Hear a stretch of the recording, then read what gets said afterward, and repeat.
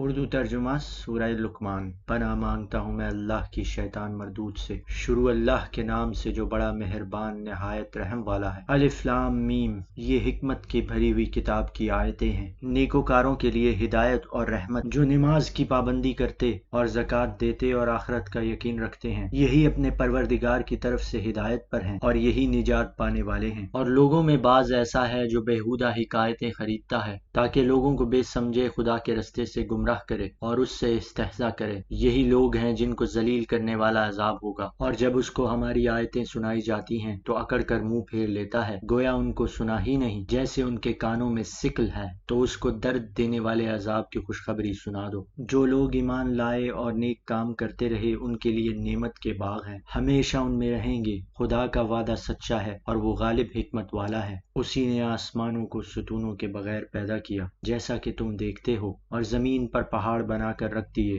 تاکہ تم کو ہلا ہلا نہ دے، اور اس میں ہر طرح کے جانور پھیلا دیے، اور ہم ہی نے آسمان سے پانی نازل کیا، پھر اس میں ہر قسم کی نفیس چیزیں اگائیں۔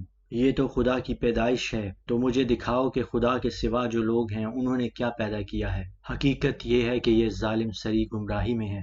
اور ہم نے لقمان کو دانائی بخشی کہ خدا کا شکر کرو، اور جو شخص شکر کرتا ہے تو اپنے ہی فائدے کے لیے شکر کرتا ہے، اور جو ناشکری کرتا ہے تو خدا بھی بے پرواہ اور سزاوار حمد و ثنا ہے۔ اور اس وقت کو یاد کرو جب لقمان نے اپنے بیٹے کو نصیحت کرتے ہوئے کہا کہ بیٹا، خدا کے ساتھ شرک نہ کرنا، شرک تو بڑا بھاری ظلم ہے۔ اور ہم نے انسان کو جیسے اس کی ماں تکلیف پر تکلیف سہ کر پیٹ میں اٹھائے رکھتی ہے اور پھر اس کو دودھ پلاتی ہے، اور آخر کار 2 برس میں اس کا دودھ چھڑانا ہوتا ہے، اپنے نیز اس کے ماں باپ کے بارے میں تاکید کی ہے کہ میرا بھی شکر کرتا رہے اور اپنے ماں باپ کا بھی، اور تم کو میری ہی طرف لوٹ کر آنا ہے۔ اور اگر وہ تیرے در پہ ہوں کہ تو میرے ساتھ کسی ایسی چیز کو شریک کرے جس کا تجھے کچھ بھی علم نہیں، تو ان کا کہا نہ ماننا، ہاں دنیا کے کاموں میں ان کا اچھی طرح ساتھ دینا، اور جو شخص میری طرف رجوع لائے اس کے رستے پر چلنا، اور پھر تم کو میری ہی طرف لوٹ کر آنا ہے، تو جو کام تم کرتے رہے میں سب سے تم کو آگاہ کروں گا۔ اور لقمان نے یہ بھی کہا کہ بیٹا، اگر کوئی عمل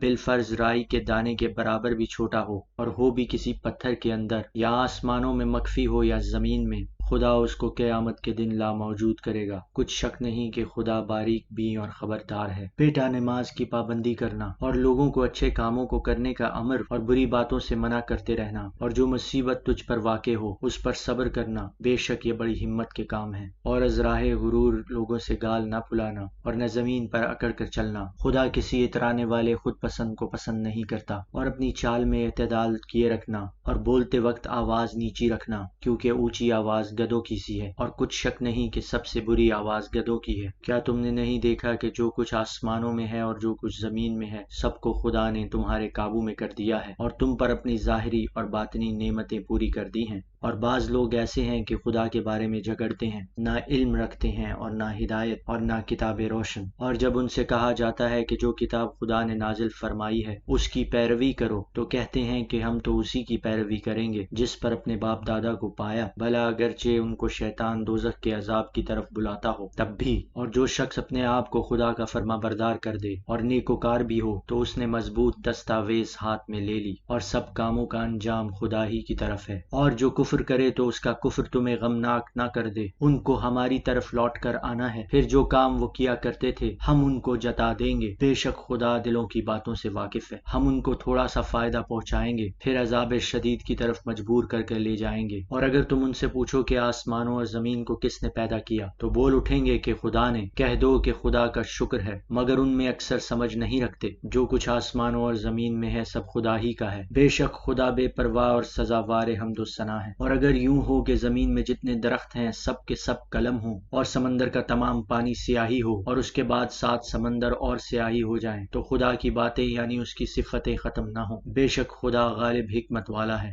خدا کو تمہارا پیدا کرنا اور جلا اٹھانا ایک شخص کے پیدا کرنے اور جلا اٹھانے کی طرح ہے۔ بے شک خدا سننے والا اور دیکھنے والا ہے۔ کیا تم نے نہیں دیکھا کہ خدا ہی رات کو دن میں داخل کرتا ہے اور وہی دن کو رات میں داخل کرتا ہے، اور اسی نے سورج اور چاند کو تمہارے زیر فرمان کر رکھا ہے، ہر ایک وقت مقرر تک چل رہا ہے۔ اور یہ کہ خدا تمہارے سب اعمال سے خبردار ہے۔ یہ اس لیے کہ خدا کی ذات برحق ہے، اور جن کو یہ لوگ خدا کے سوا پکارتے ہیں وہ لو ہیں، اور یہ کہ خدا ہی عالی رتبہ اور گرامی قدر ہے۔ کیا تم نے نہیں دیکھا کہ خدا ہی کی مہربانی سے کشتیاں دریا میں چلتی ہیں تاکہ وہ تم کو اپنی کچھ نشانیاں دکھائے؟ بے شک اس میں ہر صبر کرنے والے اور شکر کرنے والے کے لیے نشانیاں ہیں۔ اور جب ان پر دریا کی لہریں صاحبانوں کی طرح چھا جاتی ہیں تو خدا کو پکارنے اور خالص اس کی عبادت کرنے لگتے ہیں، تو جب وہ ان کو نجات دے کر خشکی پر پہنچا دیتا ہے تو بعض ہی انصاف پر قائم رہتے ہیں۔ اور ہماری نشانیوں سے وہی لوگ انکار کرتے ہیں جو عہد شکن اور ناشکرے ہیں۔ لوگو اپنے پروردگار سے ڈرو اور اس دن کا خوف کرو جس دن نہ تو باپ اپنے بیٹے کے کچھ کام آئے اور نہ بیٹا باپ کے کچھ کام آ سکے۔ بے شک خدا کا وعدہ سچا ہے۔ پس دنیا کی زندگی تم کو دھوکے میں نہ ڈال دے اور نہ فریب دینے والا شیطان تمہیں خدا کے بارے میں کسی طرح کا فریب دے۔